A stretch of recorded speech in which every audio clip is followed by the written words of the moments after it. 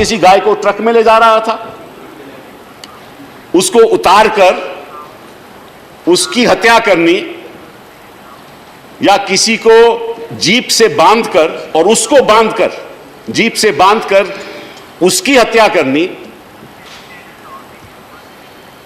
बताइए ये तो एक बुज़दिल का ही काम हो सकता है।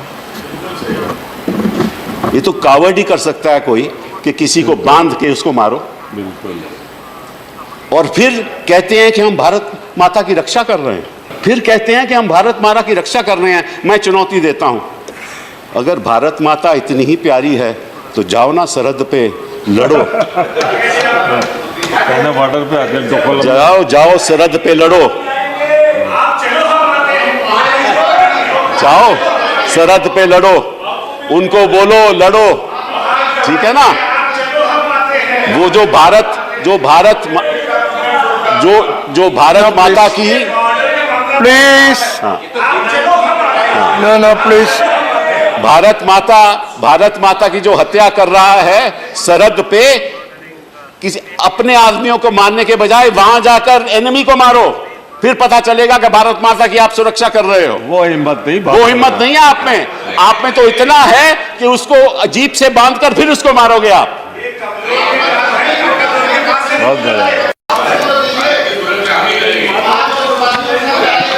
No, please don't create. There is shortage of time. Let us not waste time, please. आप कहते हैं कि आपका इससे कोई लेना देना नहीं, आप कहते हैं कि ये तो विजिलेंटेज हैं, इसका बीजेपी से क्या लेना देना। लेकिन मैं आपको वीएचपी का बयान बताता हूं। वीएचपी ने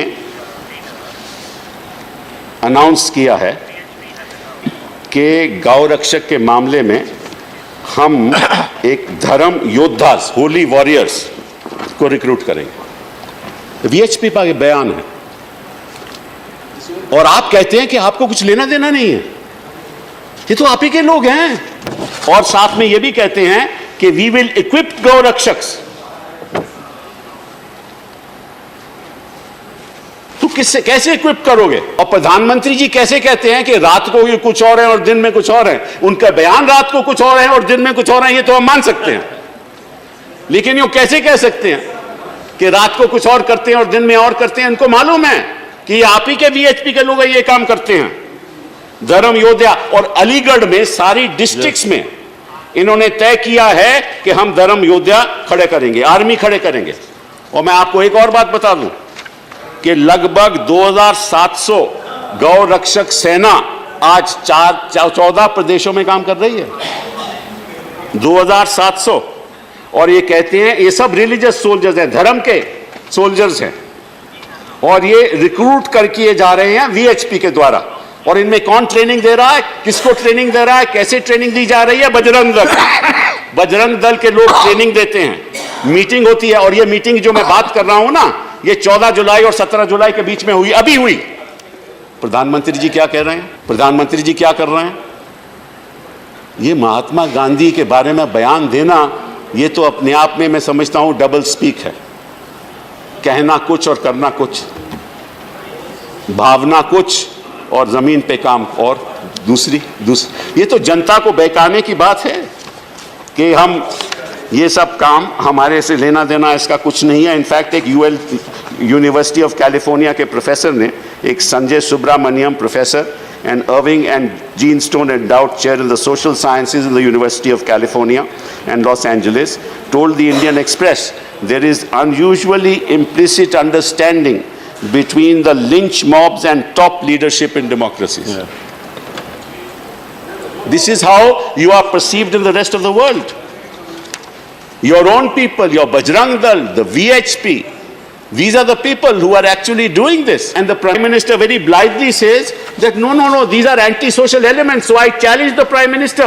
Why doesn't he publicly say that the VHP is anti-social? That the Bajrang Dal is anti-social? But he has no courage to say that, because that's the political support he gets from them for winning elections. There is no point in shying away from this. असलियत तो यह है कि आपकी हिंदुत्व की ideology ने हिंदुस्तान कि लोगों में एक ऐसा भय पैदा कर दिया है कि लोग टेलीफोन पे बात नहीं करना चाहते। और ये लड़ाई, मैं आपको सच बात बताऊं, मैं समझता हूं कि जो ऐसी बात करता है, जो ऐसे काम करता है, वो असली हिंदू नहीं है, वो नकली हिंदू है। हिंदुत्व का अपमान करता है। इसका वो हिंदुत्व का अपमान करता है, वो हिंदुइज्म का अपमान करता है, वो इंसानियत का अपमान करता है। और अगर लड़ाई होगी आगे तो यहां और वहां की होगी, असली हिंदू और नकली हिंदू के बीच में होगी। और नकली हिंदू वहां बैठे होंगे, सामने बैठे होंगे। ये लड़ाई होगी, आने वाले वर्षों में ये लड़ाई होगी।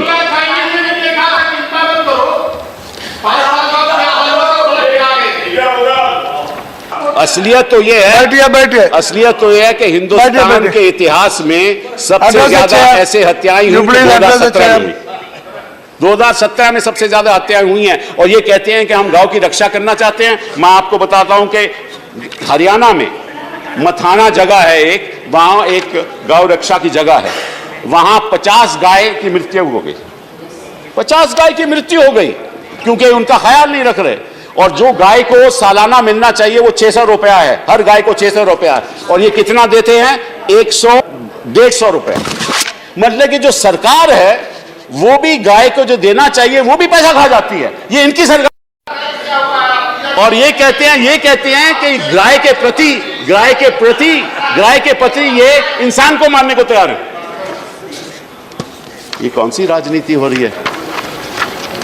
आपको सोचना चाहिए। देखिए, इसमें कोई असलियत तो ये है, इस देश में अगर हिंसा का वातावरण रहेगा तो ना तो कोई यहाँ इन्वेस्टमेंट आएगी, कोई इन्वेस्टमेंट नहीं आएगी।